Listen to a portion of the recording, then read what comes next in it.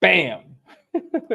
What's going on, everyone? Welcome to this week's latest episode of the Ominus Morning Show. Remember, Ominous is because that's the name of my comic, just in case you forget. And so, welcome to today's show. We have a good one today. I have a good one today. I have a guest um, who I've been wanting to get on for a while. I wanted to pick the right time to get the guest on because I had opportunities to do it earlier, but I wanted to invite him now because this is the moment where he has the comic out, and so just perfect timing in my opinion. And yeah, so we're going to get to talk to my good friend Shane Mess, which, if I'm not mistaken, is 1/3 of King Toad Comics, and we'll talk to him about his current campaign, and then pick his brain a little bit. Remember, if you have any questions, please put them in the comments, and then I'll be sure to ask our guest. So please, without any further ado, I would like for you to please welcome to the show, Mr. Shane Mess. Yeah. Yeah, man. Thank you very much. I appreciate you coming by. I really appreciate that you taking the time to do this because I know you guys have a very busy schedule with all the campaigns that you're managing. Because I know this one isn't the only one that's in the works at King Toad, so I can imagine that things could get busy. But yeah. So how are you doing, Shane? What's going on?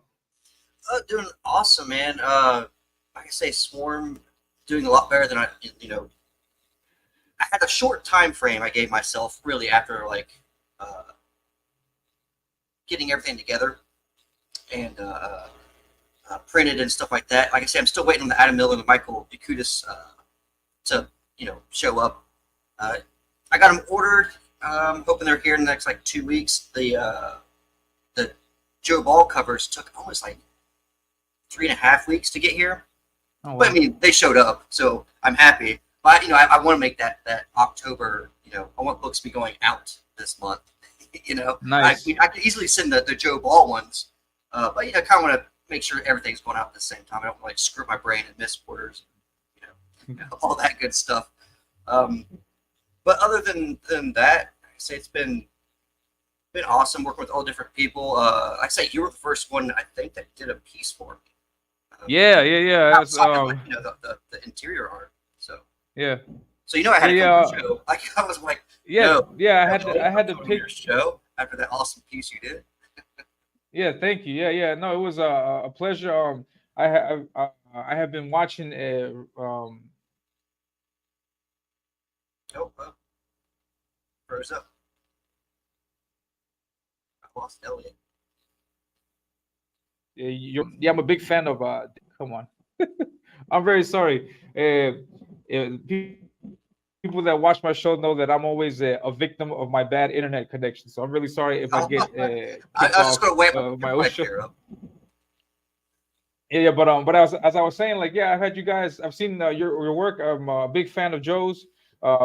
His just impressive art. And what he's doing with Death is just phenomenal. And yeah, I remember that you had posted like uh like an ad of sorts. Like if anybody's interested in doing a piece, and I was like, yeah, I jumped at it because being able to be in that ring with such incredible talent. And like I wasn't gonna let that pass up. So I was glad that you were able to let me work on that.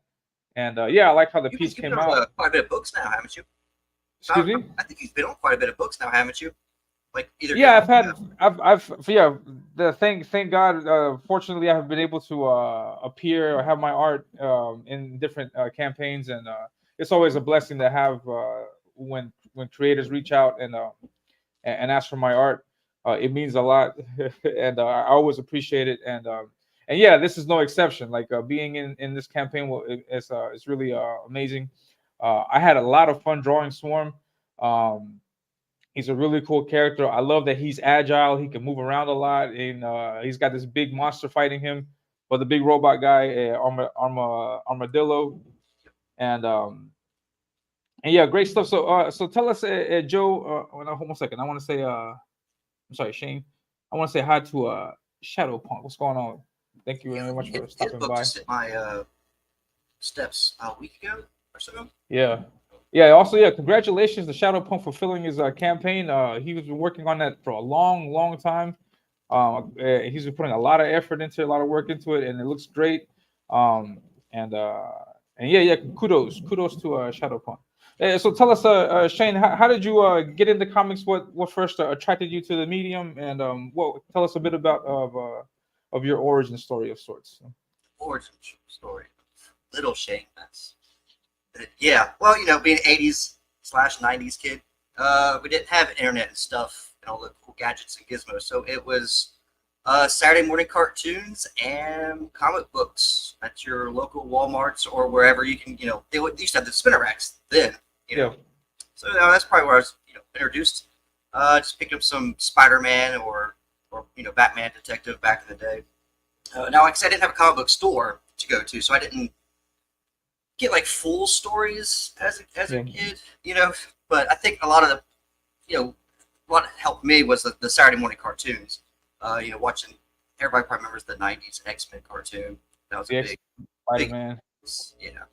Spider-Man was big. That was a big run, and obviously when the Batman cartoon came out, that was the animated series. Yeah, good stuff. So that's probably where I would say, like any typical '80s, '90s kid. But honestly, since I came from like more of the writing aspect of it, my influence in writing started like second grade with like the, R.L. Stein's Goosebumps. Was I remember that influence on me to start like, man, I could write some like scary spooky stories and stuff. And I started writing from early age. More on the novel kind of side of things, not so much comic book side. And actually, like I said, I've done a couple of independent books, stuff like that, before I even jumped into the comic book side. I really didn't get into like thinking about actually making a comic until meeting Joe himself. We've been friends. If I'm not mistaken, you and Joe are friends from a long time ago. Yeah, we've been like friends since really middle school. So, oh, nice. So yeah, he was the drawer, and I'd sit there watching him draw like Dragon Ball Z, stuff like that. And yeah, we kind of kicked it off and started dreaming big, like the kids we were, man. We started thinking, all right, let's start submitting stuff, and we did. Start submitting to Dark Horse, Marvel, DC, Image. Oh, nice. All the things that we could, and like millions of others, they didn't like us. Well, we'd get that. We'd wait like a couple months, and then get the letters like, oh, this is awesome, but we're not, unfortunately, we're not looking to hire right now. Just the normal stuff. We'd hit conventions. We kind of started doing that. Like, all right, well, we'll just go to conventions, and we just stand in those lines and have like the work ready. All that. But that was cool. We met Alex Ross and bunch. Oh man. Yeah. Them checking out our work and stuff, and it still didn't really go anywhere. I mean, looking back at a lot of our work too, I mean, we could see why. But you go through stages. You always think you're great at something, but you can always go back and look at your younger self and be like, all right, that's probably why I didn't get the job. I could see where this needed tweaked or this was rusty. Yeah. But yeah. So went through that process. Skip some more years. I try to do this all quick for you. I don't know No, yeah. I'm interested. I'm curious, like how this developed. Because some people have exposure to comics through friends, through family. Sometimes just, for example, in my case, it was neither friends or family. I just saw. I remember I was walking in the grocery store, and then they had that section where they display magazines and stuff, and I saw a really cool image of Spider-Man drawn by Romita Senior, and it was just an awesome image on the cover of Wizard. I picked it up. I was like, "This looks cool," and I just kept reading it, and then I was exposed that way. So, so that set something off in my mind. Seeing like I didn't know that these things existed. So I'm always interested in hearing. Like the '80s and '90s, like that's how I think a lot of us were introduced. Because, like, I mean, you don't see it now. You go to Walmarts and stuff like that, you really don't see comics. But, you know, it was common. It was like as common as now, what would you say, like Pokemon cards. You know, you get the whole Pokemon and like Dragon Ball Z card section. You know, back then that was just comics. So that was kind of like the difference from now to today, or back then. You know, it was instead of that stuff, we had comics on our face. So, you know, us young kids, that was we gravitated towards. That's what was, you know, in our face and what was cool. Awesome, man. Yeah, that sounds great. And so do you have any interest in writing novels? I didn't know that you had written or were writing in that. Yeah. The first two things I came out with right before hitting Comicsgate and Joe Ball with the King Toad. I had just previously done two chapter books, more for like, you know, kids. That lines into the like Goosebumps kind of storytelling. Oh, nice. Yeah, so I was actually doing that when Joe got a hold of me about, hey, you want to go back into trying out the comic book stuff? And, I was kind of hesitant at first, you know, because I know price difference is there. Making a comic is really expensive compared to you know, making like a book. You know, it doesn't really cost anything other than print and you know, get a cover artist and maybe a back cover and the editor. But overall, compared to the pricing, way cheaper. Yeah, I can imagine. Yeah. So, you know, I debated for a little bit, and I was like, you know what? We got in the talks. I was like, sure. He kind of introduced me to the Comicsgate day.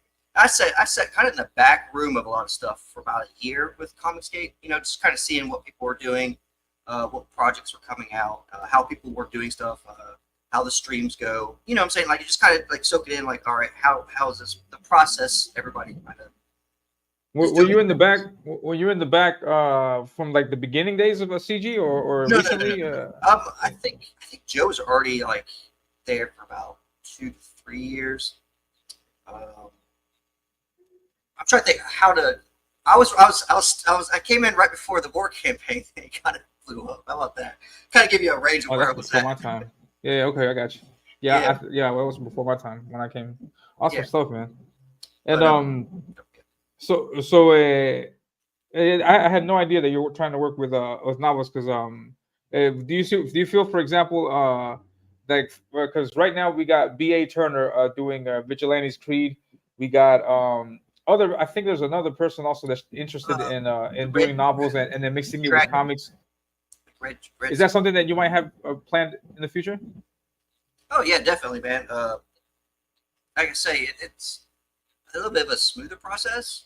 It's not as how do I say it? You're not relying on a lot of people. You know, with comics that I found out, like I said, I did Mothman. Mothman was my first comic I did with King Toad and introduced myself into CG and the learning curve of the process between hiring artists, colorists, you know, somebody do the lettering work, you know, just all that, you know, figure out how to print, like where do I go, what's the best place to print, the formatting. There's so much to it, versus, you know, writing a novel where, you know, you still put a lot of work into it. You know, you can miss a lot of stuff. I mean, I even after like having a whole book catch something. That's even after hiring an editor. So, you know, there's always bumps in the road. But yeah, I'll probably go back to it eventually. Nice. Novel kind of thing. Nice. Yeah, it really strikes me when people like cross over. But I don't know if that's your case because you've been exposed to comics from the beginning. But how like those certain crossovers, because you get immediately realize that wait, this is completely different from the other, and sometimes ideas translate, sometimes they don't. So I was just curious if you wanted to experiment with that in the future because I think it works. I think it works. Yeah, I would say I probably would have went more comics younger, but again, this platform didn't exist. You know what I'm saying? I could. It's not like you reach out to artists like you can today off Twitter and Facebooks and Instagram. you didn't have that connection. You literally had to go to a convention. You know what I'm saying? To like even like find somebody that was drawing outside of a friend. You know, if that makes sense. Like you couldn't just find somebody and say, hey, there's a colorist is like finding a good drummer in a band. You know, you don't see them. It's difficult. Yeah. So that's kind of like my take on it. Now, like I say, it's awesome. There's so many different ways to find artists and stuff. Like I say, Dino, one of the main artists on the book for Swarm, I found him on Upwork. You know, that's been a great on where? Upwork. Upwork. It's like a job application. Like you put what you want, like what you're looking for, and people apply to the position. Like classifieds. Yeah, it's like classified. Yeah, you just put an ad up, and then artists and whoever hits you up. Oh, sweet. And you said his name is Dinio. That's the name of the interior artist of Swarm. Yeah. Oh, nice, Dinio. Yeah, he's got some really good art. I just assume that's how you say his name. It's Denio. Dinio. Deni. Oh, nice. Yeah. I think that's a South American artist. I think. Nice. And your first, how did the creation of King Toad come about? Did you guys like get together and it's like how did that work? Because I think now you have King Toad set up as an LLC. It's an official business. Like, but how did that come about initially? The brainchild of Joe. Ah, nice.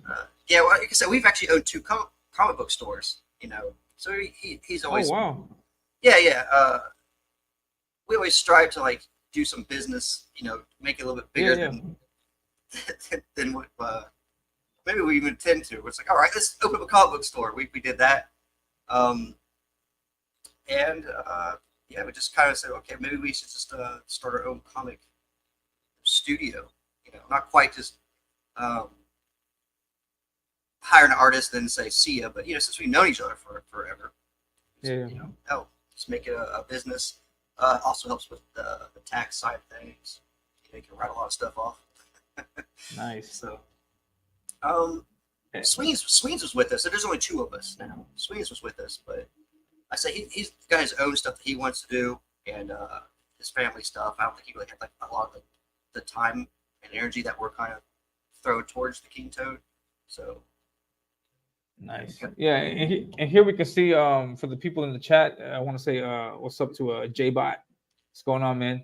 I need to have J-Bot on one day so I can talk about Bear Zerker. I think is his new IP. But yeah. So here's the page for King Toad, and as you mentioned, right now you have Death. You have Swarm, and then you mentioned that the first comic was Mothman. Are you planning on going back to Mothman, is that? Yeah, I definitely want. The original artist I had do the first one, he had a lot of the second one done, and I reached out to him during Swarm to try to get him to continue on and finish the rest of it up. You know, but I don't know. He disappeared. Oh, like he said, like he was fine with it, like he was going to do it. But I'm one of those people too. Like you know, I don't like to hassle people either, though. You know what I'm saying? Like, you know, like I'll reach out to you a couple of times, and then I'll kind of be like, all right, well, I got to move forward. So I'm either going to have to have an artist match what he's already done, or just scratch what he's done and just redo, you know, the whole thing. You know, which would kind of suck because I actually paid him up to those pages. It's not the biggest loss. You know? I mean, there's still a chance that he will do it. You know? But like I said, this year I just really focused on Swarm. I didn't want to like wrap my head around 2 projects and then get behind. You know, because it's easy to get behind on this stuff. You think you have the time, but you know you got to do time management. And exactly. Yeah. And how was your experience with Mothman? Like, did that influence at all, like your decision to? Because just in case anybody's curious in the chat, like, with Swarm, you finished the book entirely, if I'm not mistaken. Is that correct? Yeah. Was that influenced at all by your experience with Mothman? How did what made you take that decision to make that decision to have everything done before you launched the campaign? I think I just saw it as like a doable thing for me. I know it's not for everybody because there's some Yeah, that just need the funds. Like it has to be. They can't do the comic without the funds coming in, right? yeah, Which is understandable. That's the whole point of the crowdfunding. I took it upon myself. I'm like, I think I could pull this off while we got Death being made. Because I don't think it'd be a smart business thing on our company to have Death being worked on, and then me launching Swarm being worked on, as far as like from day one kind of thing. mm-hmm. Versus Mothman, which again that was me just first time doing anything, kind of just taking advice from like the Diaz brothers and Ace, Yeah. Joe, and Sim, all them guys telling me, like guiding me. I was guided a lot with that project, which was awesome. Like okay, the steps. But yeah, once I found the formula out of how all this stuff works, I'm like, I think I could possibly pull off having a whole book done before launch, and for me too, I think it just helps me personally with reaching out to an audience. Them being like, oh, sweet, this book's nearly complete or complete. It gives confidence in the whole project being Exactly. fulfilled, Yeah. I think that was a thing too. Like people didn't have to worry about too many hiccups in a project, because sometimes it happens. We've had books, where it's like, big delays and stuff, and it just happens.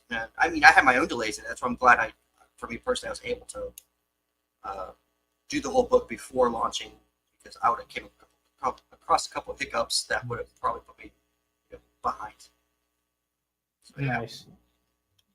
And you kind of do it. I scratched the scrape though. I mean, I'll let you know. Like when people, it's still not easy. When you're paying out of pocket, you're like, all right, hope I don't, fall down at work and break a kneecap this week. Definitely. I got artists to pay. So. No, yeah, definitely. Yeah, I hear that because I paid out of pocket for my preview also, because that's the message that's out there. That people want to see that that the creators are themselves invested in their IP, and so if they're not willing to pay up that of their own money for it, then why should the customer? So that's the message that I got, which I agree with. I agree. It's like a college kid to me. Yeah. If you give them a free pass, I think they're lazier. Yeah. I'm not saying that's in the case of all creators just like that, but I think personally for me, I think like if I had all the funds and all that, like I feel like I don't know, would I be as driven? I don't know. I feel like if I'm out there doing it day by day, paying it, tracking where everything's at, like okay, I paid this for the college, I paid this for the artist, and the prints. It keeps you really focused versus if you just had all those funds sitting there, you're like, okay, I'll get to it when I get to it. And I think you might not be as driven. I feel like it drives me a little bit if I'm doing the whole thing the way I did. That's actually like a perfect analogy because even like if you're doing it yourself, you're also are going to make smarter choices of what colorist to hire, what editor to hire, if you need an editor. Because that's the thing that I went through also. Like I only got but so much money to spend on this, so I was like, I gotta make it count. So that's actually a really good analogy. It's like a college kid. Yeah, I got that. I like that. Yeah, that's dope. So tell us about Swarm. Let's see. Let's take a look at the campaign. I got the what's the name? Let me share the Indiegogo. So tell us about Swarm. What is Swarm about? Yeah, we have an organization that has been experimenting with human and animal DNA, and they take either orphan kids or lost children, bums, whoever they can get to experiment on, and the experiments that they like, they will sell onto the black market. Either for they will either sell the the end experiment itself, like say like Armadillo there, if they want, if they create like the Armadillo guy, you could bid on them in a black market scenario, and or you could bid on the serum. So you got this whole underground thing going on, and Joel was a victim of that, an orphan kid who thought he was getting a nice, happy new family, but no, he's turned into a bug. Nice. And so he looks at it and doesn't want to see this continuously happen to other children and people, and kind of goes on the hero side of things. Versus Armadillo, who you saw at the beginning, the guy you worked on. He is more on the buyer's side. He wants the serum, right? He's good being the muscle, He's like, hey, why not be a superhuman freak? I mean, some people might not pass up on that. That might be you might be working a dead end job, like, if I become some crazy beast, animal, godlike creature, why not? I'll do it. Yeah, exactly. Like, so there's people out there, like when they saw the Spider-Man movie, they're like, oh, where's this spider at? Yeah, there's cases where like some kid even went had spiders biting and got really sick. I mean, it's crazy stuff that people do. So if people are willing to even do that in real life, why not? It's people in this. Why not? Yeah. But yeah, so you got the first half of the comic. He'll be battling Armadillo, and then the second half is when we introduced Night Wasp. Now she also was a victim, but she looks at it as more of an outcast. She has more of the vengeful side of things. So That's the female character. This female character. Yeah. Oh, nice. Yeah. Night Wasp. Yeah. So Night yeah, Wasp. she is more on the. She's a villain, but you still kind of sympathize for her because she's actually in the same shoes that Joel was, but she didn't go the superhero route. She goes more on the vengeance side of things. Like, this shouldn't have happened to me. They try to take her out back and literally old Yeller, and she gets away. And she has she has like these tentacle things. She gets a little bit alien. And she puts them on their face, sends an egg down you, and you transform into part of her hive. And crazy. That's dope. Yeah. So she still has some killer crazy abilities, but she was looked at as like no use to the people in charge of things. But I wanted that aspect too. I wanted to show okay, with this serum, you have people that will choose to be heroes. You have people that will choose to be a villain. You have people who will choose vengeance for I wanted there's layers with the characters, just the different outcomes of this one project, and so that's what I have going on in the first volume. Let's see what else.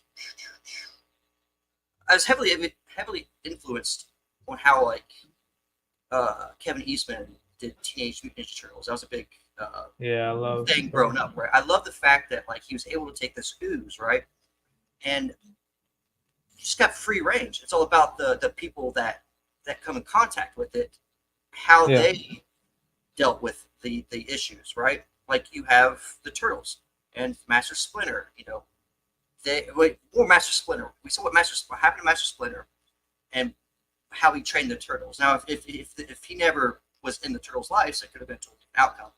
But didn't you look at the Bebop and Rocksteadies and I guess Crane was actually from Dimension X. But all these crazy villains that popped up, and I just loved how you had that free range of every week. We always look forward to, or every morning we look forward to what creature they fight. I like that, where I could just look at say an eel and a porcupine and maybe a wasp combined together. What can you get? I just like that. It's almost a Power Rangers effect too. Growing up, Power Rangers was big. You always like to see what the monster was. So I kind of wanted to take a little bit of that formula and apply it onto Swarm, and that's why I went more with the genetic thing. Nice. Serum, because it gives me that free range. I can come up with any villains I want, and I don't have to have you don't always have to have that guy that just fell into something, or an explosion happened and he turned into this guy, or he got melted diamonds or gamma rays, whatever the hell. You always have to a reason. I like the Yeah, fact like that when Stan Lee said, like, yeah, just call them mutants. They're all mutants. Yeah, just make it easy for everybody. exactly, yeah, X-Men is a perfect example. It's a genetic thing. And that's another perfect example of some choose to be good, some choose to be bad. Yeah. Nice. And did you design the look for Swarm? How did that happen? Or is that something that Joe was involved with? The funny thing is, uh, we did Mothman, right? That's our monster book. Yeah. We did Death, or work on Death. That's our big graphic, um, big project. And I was like, all right, we need to dip into some superhero stuff. And I mean, I do a lot of horror stuff, but I wanted to make sure we could show our range with what we're bringing to King Toad. Yeah. I didn't want to be too one track with everything. So I'm like, all right, let's see how we can do with superheroes. Now, me and Joe have worked on a team book way back in the day. So I was looking through some of our team stuff, and a couple of characters I created was Armadillo and Swarm. And he was very, very robotic back in the day, his original design. But I pulled him from the old team book that we were working on, and I reimagined him, gave him an actual origin, and got rid of a lot of the roboticness of him. And I pitched it to JB and said, hey, how about this for our hero book? I said, I took Swarm, I reworked it, did this with it. And he's like, hell yeah, man, that's what we need. We need a superhero. And Nice. that's kind of how it turned the way it is. I mean, between writing back in the day, Joe drawing him out, redesigning him. DVO helped with that. Like I gave him some rough ideas in a horrible sketch because I'm not an artist, Yeah. And he's like, all right. He gave me about 3 to 4 different character layouts, and I went with the one mostly because he gave it the popped. You can't tell a lot of times, but he has like the popped. The pop collar. Yeah, pop collar. And I'm like, because I'm a big Guy Gardner fan, and I just like that. Nice. It was like a little homage. I thought that was a nice touch because all superhero costumes don't have, or the majority of them don't have that, and I thought that was really unique. That set them apart from other designs. I like that. Yeah, that's all just influence from Guy Gardner. I just always liked his cool look, and that little pop color. I was like, I want to take that and apply it on Swarm. Nice.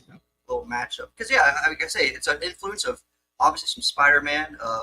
I like Ted Kord's Blue Beetle, Guy Gardner. Yeah. It's just a blend of just different things that I love. Of course, like I said, Teenage Mutant Turtles.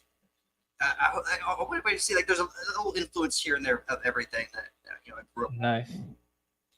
But still, Awesome. And trying to give it its own identity. yeah, definitely. And I like this shot here with all the other creations from King Toad. Is there plans to do like a crossover event in the future, or is that something that's not happening? As you can see on the print here that I have with Ace and Swarm, he is going to.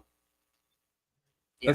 Let's take a look at that. You guys know Edward is. Yeah, it was Ace. Yeah, that's dope. Yeah, I told him for the second volume, it'd be cool if we did like a 5 to 10 page crossover, either in the middle of the book or maybe even at the end of the book. It's a little short story of Swarm and Ace teaming up to fight. I think I always forget the name.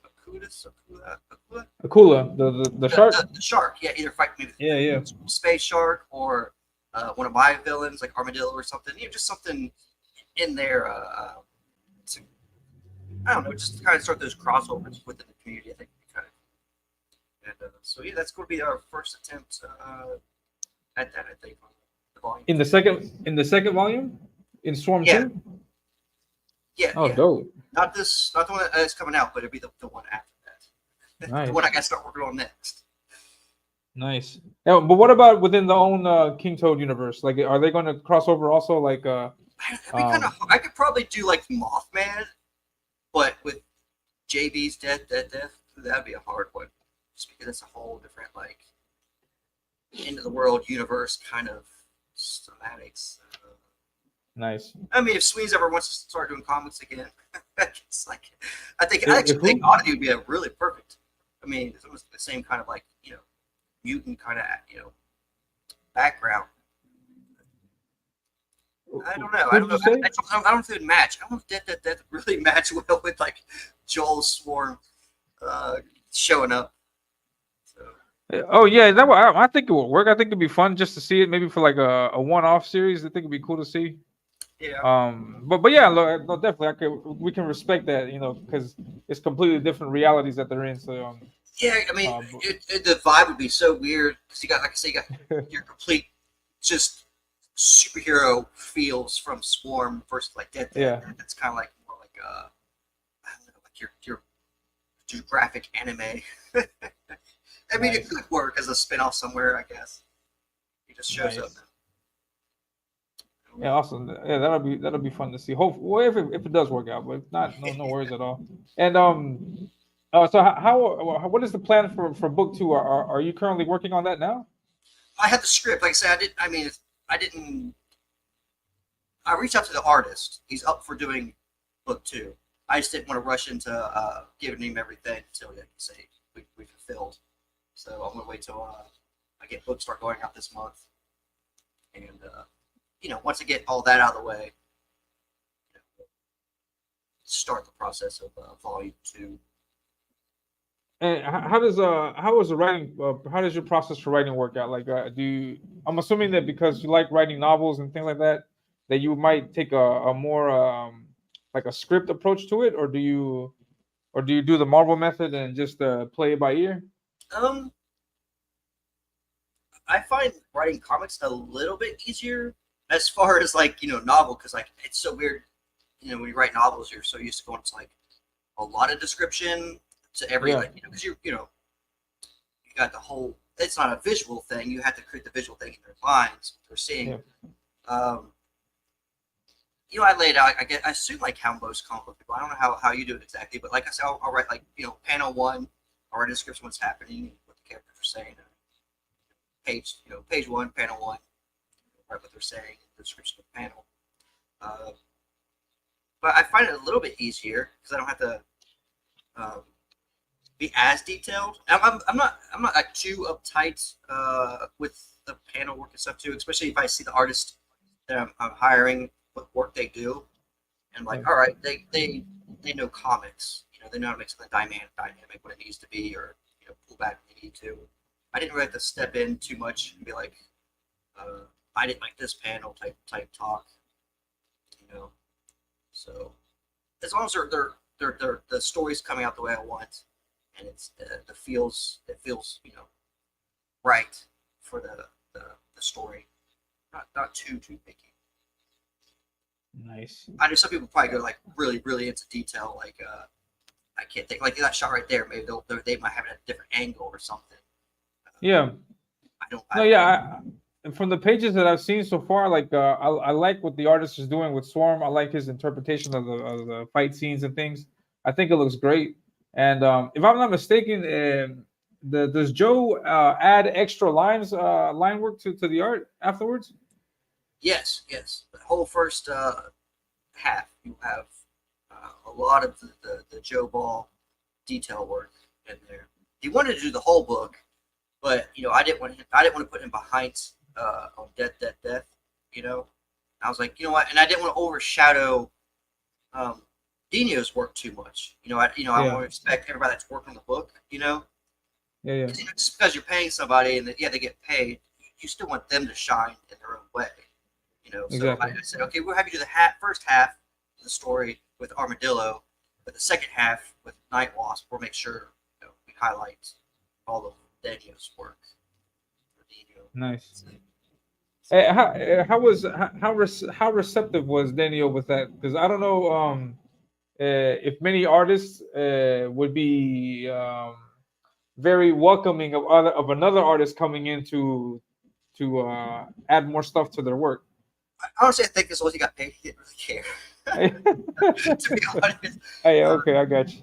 I mean, he's not one of those guys. He's not part of like the big like CG community and stuff like that. So yeah, I think he's just kind of like, work for hire, sure. But I just wanted to respect, make sure that his work still showed through it. Nice. Yeah. Awesome stuff. And so if I'm not mistaken, Death is written by Joe as his IP, his work, and then Swarm and Mothman are your IP. Is there ever going to be a chance on either IP or maybe a new creation where you guys can work together, like you writing, him art or drawing? Is that in the plans? Oh, I'm sure. I'm sure that yeah, we're getting around to like a book that I think I write draws kind of thing.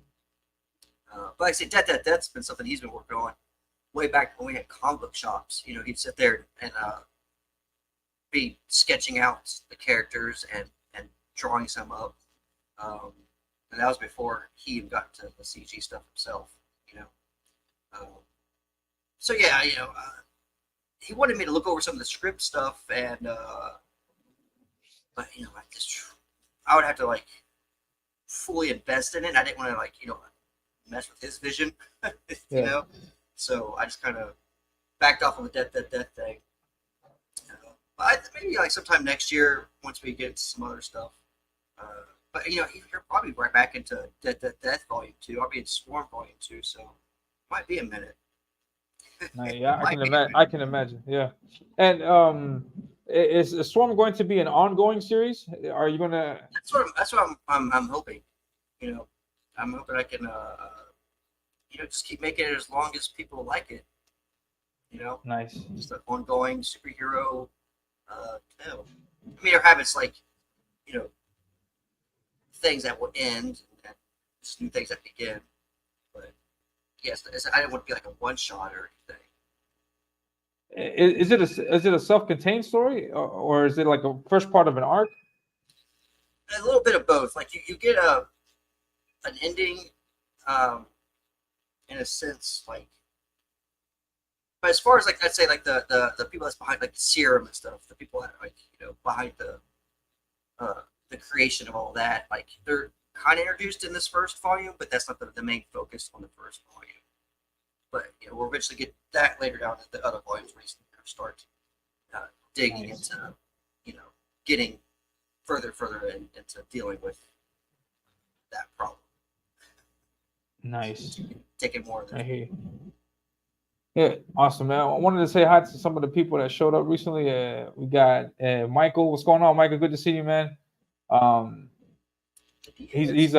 Michael is also a Peruvian, and he's also a Peruvian artist that is not in Peru. He lives in the States, and he's a really good artist. I had him color. Well, he colored one of my pieces a while back. Really good friend. And then we got Mr. Phil. What's going on, Phil? Good to see you. Thank you so much for stopping by. Good morning to you too, sir. And how has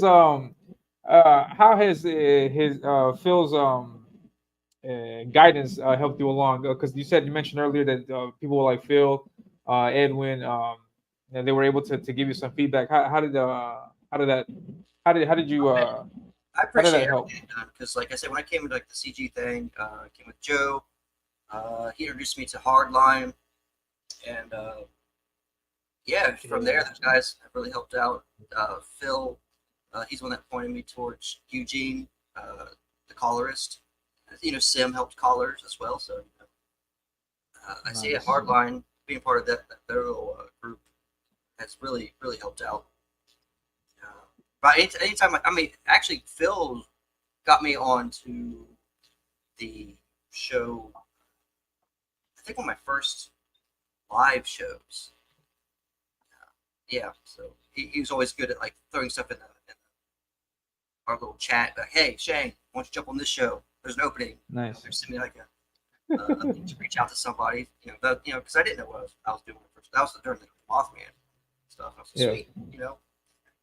Why not? Awesome. John Malin's show was the first big show I went on, and that was Phil reaching out, being like, "Hey Shane, jump on the show." So it's friends in there that have your back and like let you know what's going on, and kind of guide you. It helps, man. It all helps. Yeah, definitely. Yeah, that's what I love about CG and the community in general, that they're so open to answering any questions, giving you their perspective. I'm also getting a lot of feedback from different creators about what's the best way to approach the comic making experience, how to get things out there. For example, like one thing that always sticks with me is the editor idea. Now, I hear this from a bunch of people that you should have an editor, and and so yeah, I felt that I needed one, and I reached out to get one, and so that's something that I think has worked in my favor. Being able to have somebody to come out, get another look on the book itself. Are you do you have an editor also working on this book, or is this strictly? No, I did it all myself. And Joe, like Joe did like the lettering and stuff. Well, I did hire, I guess like you'd say, an editor like to go back through and make sure everything, you know, looked right as far as some of the stuff that I missed with the bubble work and all that. Nice, that's awesome. Yeah, so shout out to Phil there for being so helpful always, and yeah, it's a very supportive creator. I see Phil like doing his shows at night, and then I'm up early in the morning, and he always stops by, and I always appreciate Phil for stopping by and taking the time to say what's up. Phil's everywhere. Like I can like go. I guarantee you, I could show up to another show right now, and somehow he's there as well. I think there's multiple Phils. I think there's a Phil universe out there. Yeah. He's everywhere. Yeah, definitely. Yeah, awesome. And how did you come about getting Adam to do the artwork for the cover? How did that work? I think he threw a. It's a beautiful cover. Ad out. It was. I don't know. I just remember throwing like an ad on Twitter. I just reached out. I was just like, "Hey man, yeah, I wouldn't mind a piece." I think he's doing like a percentage too, like a discount if you're like CG stuff like that. And yeah, we just hit it off. I was like, "Sweet man, yeah, cool." Yeah, it's beautiful art, man. Really good stuff. He's doing a card series too. I don't know. Yeah. I'm excited for that. But he's been working on stuff. Nice. That's awesome. And yeah, my book, I did my 10-page preview is done, and it's available if anybody in the chat is interested. $5 to get digital copy.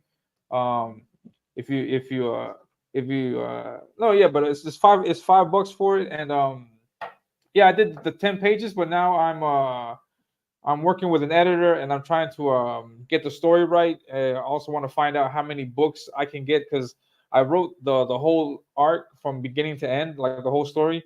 And so I want to see like how we can divide that, and see how many pages would the first book be, the second, and then and just to start working individually. Like, no, for example, like if I find out there's 4 books, I'll look at book 1, and then write the script and then things like that, and then start working on it, and then hopefully start the pages this year. But right now I'm still in the process of editing the story, so I want to make sure I have everything right before I start drawing. Because when I start drawing, I would like to not stop. Like, I don't want to like take breaks for writing the second book or writing the third. I would like to just streamline and just go through everything. And if that's possible, I don't know if that's even going to work to my benefit, because I might get burned out, or I have no idea. But we'll see what happens. And but yeah, it's coming along pretty good. Now you pretty good. Like the first oh, hey, there's Chris. Hello, Chris. What's up, Chris? Do you plan on having like the first like volume of that finished before you launch, or are you going to launch while you're working on the first half? I don't know how I'm going to approach that, because I've gotten some mixed reviews on the colors for the book. Because my book is a fantasy book. It's a sci-fi fantasy. So you can imagine like what kind of aesthetic that kind of world brings. And so I got a colorist that I liked, and I hopefully I'll continue working with them. But there's some people that like it, some people that don't. And the people that don't is they say that it just the colors are beautiful from what I've heard, but some people feel that it doesn't match exactly to what the theme or the tone of the story is. So I don't, and also because it's such a bigger book that I'm planning on doing for book 1, more pages, that I don't know if I'll be able to pay up front for the colors. So I'm thinking like maybe I just do it black and white, and then if I get enough funding, I can do colors. I don't know. I have a lot of different ideas crossing the mind, so I don't know how that I works out. just pay as for me. What I did with coloring is I'll do like 10 pages at a time type thing. Yeah. I'll pay for 10 pages. Once those are done, then we'll pay for the next 10, so forth, so forth. Then we don't have to pay like a whole half of something, or even like obviously you don't want to pay the full thing, because then colors whatever. No, yeah, definitely. Yeah, and working with the colors that I have work pretty well. There's an understanding of how, because I send them pages and then he gives them back really quick, and so yeah, I mean, in terms of the workflow with the colorist with Emmanuel, it's really great, and I look forward to doing hopefully to continue working with him, but I really want to see like I really want to see the story take shape itself. I want to see if I can also actually pull off like a black and white look for it. I think I might if I do it just right. Um, but yeah, I'm still early production on that, and I don't know. I'm assuming next year or at the end of 2025, maybe I might launch the campaign. But but yeah, in the meantime, we're just promoting the art, doing just working on it, and then see how it goes. And not ready yeah, to pull the trigger quite yet. What happened? Not ready to pull the trigger quite yet. No, not yet. Because that's the same. That's the big fear that I have, which is why I appreciate what you've done so with Swarm. Is that I think that some people, not everybody, but some people like take advantage of the model. Because at the end of the day, we are crowdfunding. We are asking people to give us funds to make this book. But I think some people like take advantage of it to the point where like almost nothing is done, and they're crowdfunding, they're getting these funds, and then it takes longer to get the book done, plus the delays that always happen. And so I don't want to rub people. What happened? It's one of those things you just gotta have that drive. And no, yeah, definitely, yeah, definitely. No, but I mean, people they've been exposed to the crowdfunding scene for a while, but I mean, even so, waiting past a year for a book, 2 years, 3 years for a book, it can be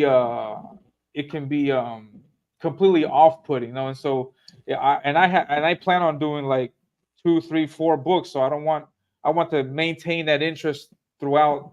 You want to keep the excitement there, because sometimes like you get a book and you forgot about it. It's been like so long. You're like, oh, and you read it. It might just not have that same exciting feel because you almost you kind of forgot about it. Yeah. It's a hard balancing system when it comes to crowdfunding. Yeah, I get it.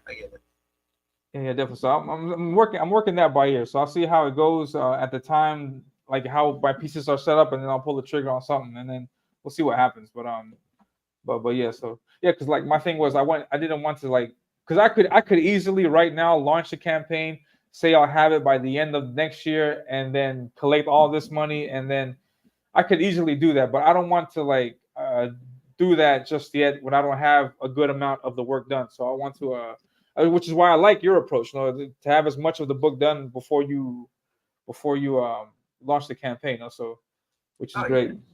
And it helped with Joe worked on Death. It kept us still circulating through the community. I sat and worked on Swarm in the back until we were ready to launch it. Sweet. Yeah, and thank you very much, Christopher. Christopher Bouchard is in the chat, and he asks how many pages is Swarm, and then you quickly. Yeah, I was like 50 pages. I was meant to do yeah. I don't know, 50. Yeah, 50 yeah. Also, is it 50 pages of story, or is there also extra content to the book? Yeah. 50 pages story, and through a couple like the prints in there at the back. Oh, nice, sweet. So be able to get the print. This one. Final. I even have in there for the black and white lovers out there, because got the Joe cover. But one second. Let's check that out. do have the Joe, with the Joe Ball cover. Oh, that's sweet. But for the people that love like the black and white version, Oh, that's dope. Yeah, that's awesome. There's a passion piece right there. Yeah, passion. Nice. Yeah, so Christopher, in case you're curious, yeah, the book is done. The book is done. It's ready for you to back. And once you do, so you got all the prints are all here and done.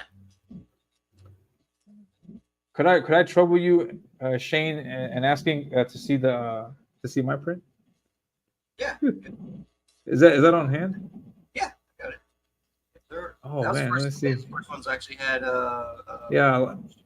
Oh, look at that. That looks nice. It's got a glossy finish. Oh yeah. That's dope. That's another thing I learned. Like I say, like going from Mothman to this, finding different. I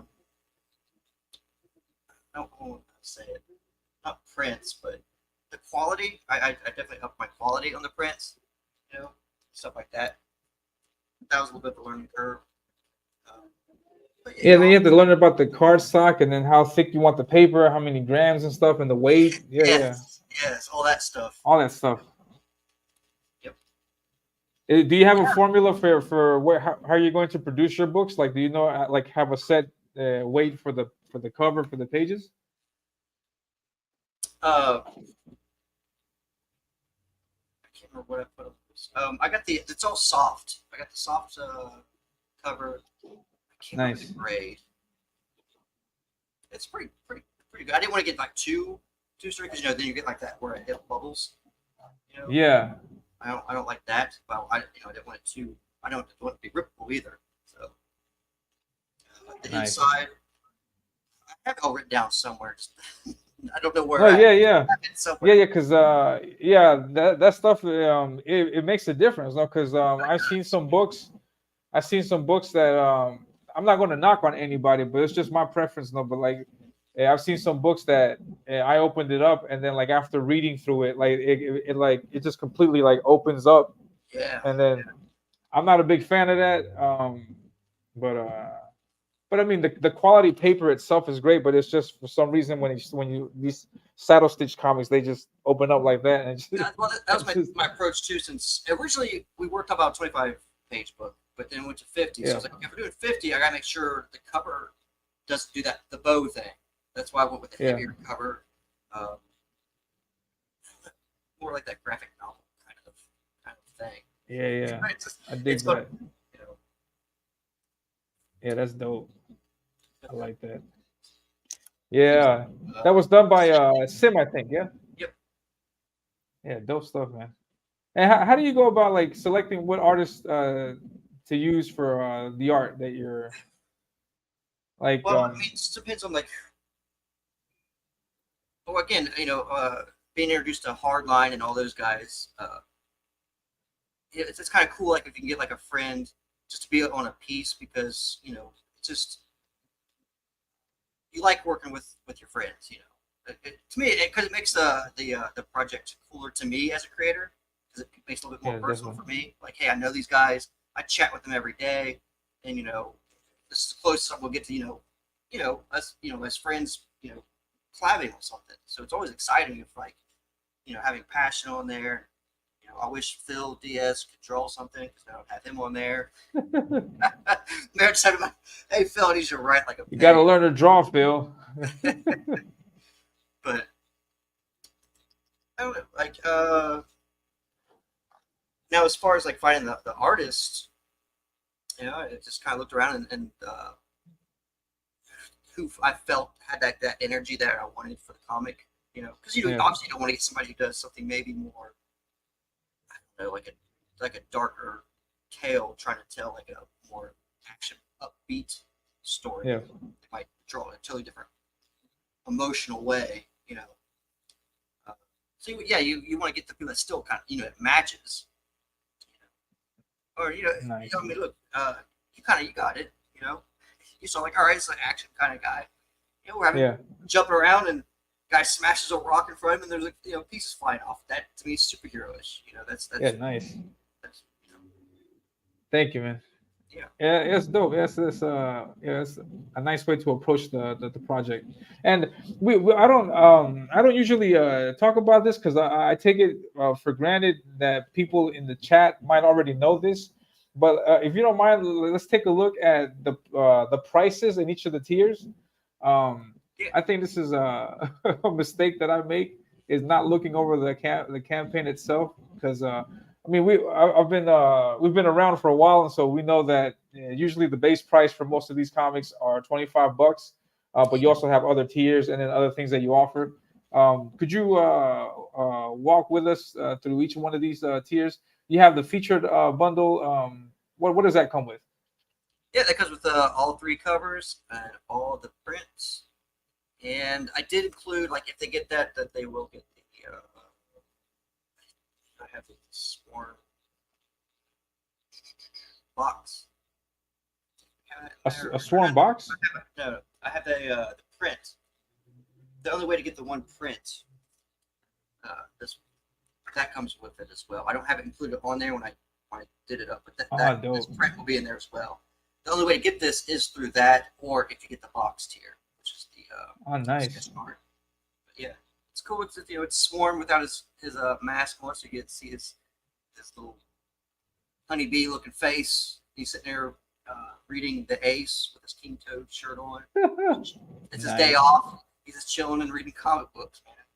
Just like sweet, just like a nerd does. Joel's a nerd. Nice. And you said that there's 3 covers to it. We have this first one, which is the Michael Yakutis cover. Yeah. This is the main cover. Yes. And then the second one is Adam Miller. Yep. And then Joe Ball. Correct. That's a dope lineup. Yeah, and Chris too, but Joe did that piece, and we were going to have it as a maybe a print, because I didn't know if I want to go past 2 covers. Yeah. And when does it ship? Well, all I'm doing right now is just waiting for the Adam Miller and the Michael Yakutis to be delivered. It could take about, like, I just got all the Joe Ball ones, and it took almost 3 weeks. I'm hoping these don't take as long, and we can start shipping, this month. So. He's aiming for the end of October. I think that's right. Yeah. Awesome. What's going on, Rick? What's up, Rick? Always a pleasure to see you. All the prints are done. Like, I got all those in hand, so those are the easiest kind of to get. Awesome. And so that's the featured tier, which is all 3 covers and all of the prints. And then you have the individual covers, Michael Yakutis. Then you have Adam Miller, Joe Ball, and then what's the cover bundle? What is that? That's where you can either get like so you get the Adam Miller and Michael Yakutis together. I eventually just turned it to where you can also just add them like in the shop, or when they're checking out. So, nice. Yeah, same effect. Sweet. And then you have sketch bundles. And what there are too many of them left. There's I got the Matt Burke. I think there's 2 of those. Are these sketch cards? Yeah, sketch cards. Sweet. And I got those little cool boxes made up, so the sketch cards will come with these.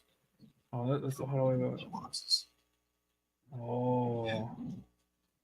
So that comes with the book inside and the sketch. They come with the sketch card. They're smaller. Okay. Let's see here. Okay, I got you. Wow. We wanted to start kind of messing around with like box and stuff because eventually we're thinking it'd be kind of cool to make an action figure sooner or later. So I just started messing around with boxes and stuff, and I was like, why not just throw those into a campaign and kind of start testing out different methods. Just I figured it'd be a good starting point. Be sketch cards. Make the sketch cards look a little bit nicer. That's dope. I like that. Awesome. And then so you have more Matt Burke sketch. Yeah, shout out to Matt Burke, by the way, the creator of Butch Cleaver. Yeah, shout out to my man. And then you also got John Ball sketch bundles. Yes, I think there's only 1 left of that. I had 10. There's only 1 left. Oh man, yeah, get it while it's hot. Yeah, Joe Ball sketch covers, man. Sketch cards, those are dope. And there's another question here in the chat. It says, "What does the Puji Tree Swarm art book look like? Artwork look like?" That was this. This Yeah, one. yeah, he was showing it just Black now. and This white. is it right here, Christopher. That's That's just the him artwork. just chilling. Yeah, Swarm He's hanging chilling, out. reading some comic books on his day off.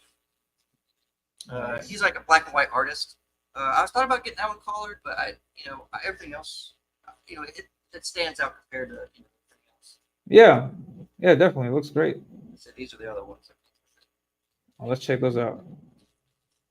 This one, is obviously Yeah, this one you did. This and then was we done got by the This Ace. was done by Michael Yakutis. Yeah, Ace. Yeah, I dig his art style. Yeah. He also Michael Yakutis also did this one. Nice. Yeah, I dig his work. Yeah. He worked for Image. I believe it was Image, not Dark Horse. He did Oh wow, inks and coloring for a little bit. nice. That's awesome. And then on the campaign, you also have original art. Yeah, Sweet. something moved. I think that the original Ace and Swarm. Nice. Still got the Joe Ball piece. Yeah, the Swarm cover, and then the Michael Yakutis card. Oh, that's dope. Awesome work, man. And how long are you planning to have the in demand up and running? At least for a little bit. I like to. I want to get the books in hand and just go from there. And I mean, there's no reason to take it down. The book's done. Definitely. All I do is just reprint some, and people start seeing them, and the reviews come out. Love it or hate it, we'll see. Yeah. Dope. I And don't think it hurts having a demand for a yeah, while. yeah, definitely. And I had a question also. Are you planning to put Swarm on other crowdfunding sites, or is it going to be strictly Indiegogo? I was debating on the Fund My Comics, since I know that's the upcoming one that everybody's getting excited about. I do have another piece that I didn't know what to do with for a cover. Like I said, I didn't want to go past the 3 covers, but if I did it on a different platform, I might offer that as a cover. I don't know. We'll see. Awesome. Yeah, because there's still plenty of time. Yeah, and then there's still plenty Maybe of like a time. second chance campaign or something. Yeah, definitely. Like I say, we're about to Also, launch a Halloween project. Just say Joe Ball just sent me like some of the artwork for that. It's just prints. It's like Halloween babes, like prints. So it's not like a comic. But hopefully we're gonna have that set up by next week, oh, nice. because it's all done. They did like the artwork and the coloring. I think he wants to do that on Kickstarter, but that's going to be a Indiegogo or no? I have to look at the details he sent me. So he just sent me all that stuff yesterday. Like I set that campaign up, but I just want to make sure I knocked out what I needed to for Swarm before I focus on something else. Nice. And I think that's I think that would be about it. Where can we catch you at, Shane, when you're not hanging out here on the Ominous Morning Show? Oh man, like anybody else, whatever Twitter's called now, the X. I don't know. Yeah. Book of Faces, Instagram. You can find me about anywhere. The norm. Awesome stuff, man. Maybe some people's streams, like in the comments, saying something stupid. On Here on the Morning Roast, kind of slacked here this past month, but if anybody knows who Chris Evans is, the Morning Roast with him soon. yeah. I like to pop in there quite a bit. Nice. And then also on Hardline, you're a recurring guest on Hardline. I don't get on Hardline that much, just because I work nights, and these start at really like an hour. Like I could be there for like 30 minutes and then take off for work. So Man, it's like, do I get the extra little bit of sleep or get up and have like Phil harass me about something? I'm in the back room. That's where I'm at half the time. I'm in the group, just nice. pestering them all the time. Oh, hey, thanks, Christopher. Man. Appreciate it. Hell, Nice. Hey, check it out. We got Christopher. He just back Swarm. hopefully we get that to you. You know, before you're looking at trick or Nice. treat night. That's the goal. I say, I'm just waiting for them to ship it. Sweet. It's so weird. I don't know who you used to do your 10-page thing. I went through Mix'em. The prints come really quick. Like when I get my prints done, I don't know if it's just a simple one thing gets cut, sent. Yeah. I get those done within like a week, but the comics take a little bit longer. Like when I did Mothman, I think it still only took like a week, but I noticed with like I did proofs. So, you know, I want to get proofs of all the different covers, make sure I like all that stuff. But yeah, when it actually came to like the big order, like I said, I got the Joe orders in. It took like 3 weeks, and I'm kind of like, oh, hopefully. I mean, 3 weeks still puts me in October, you know, but yeah, that means shipping them that last week of October. Some people might Yeah, it's gonna. the first week of November. I don't know how people like. Hopefully, people hold that against me, but it's coming. It's done. Yeah. Yeah, that's the thing. Though you're gonna delay with the book, and then you gotta hit the turbo button on the shipping. Yeah, for that week. Shipping. I hear you, man.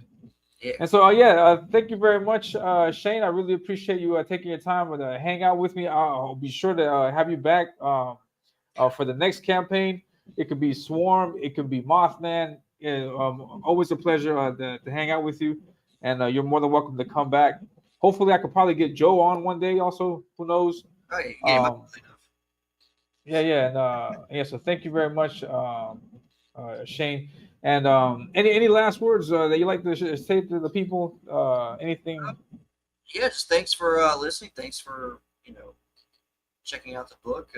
None of this is possible without shows like this, without the viewers like you guys, the backers. I mean, there'd be nothing to be us having to set up at booths at cons that cost like $5K anymore just to reach people. So Yeah. Without all this going on the way it is, you wouldn't see Swarm and the Ominus and all that stuff. You wouldn't. If you'd Nice. see it, it'd be a longer wait, a lot harder reach. So yeah, appreciate everything. Awesome. Yeah, thank you very much. Yeah, and I would like to appreciate everybody also in the chat for stopping by. People watching in the replay, I appreciate you. Remember, if you have any questions or anything, just leave it in the comment section. The next show is going to be not on the 11th, but the week after that, the 19th. I think it's 19th or 18th. But yeah, and I'll keep you guys posted as to who's the guest for that show. And thank you very much. Remember, if you like the show, hit that like button, share the video out, tell all your people about me. Check out Swarm. Make sure you get it. The book is done. Everything is done. Shane is just waiting on the actual comics to come in, and then he'll start fulfilling. So you can back with confidence for sure. And that's it. So thank you very much. I'll catch you guys later. You guys have a great one, and I'll catch you in the next episode of the Ominous Morning Show. Goodbye. And we are out. Just give me a second. We're out. We're out. Gotta find the right clip. I'll catch you guys later.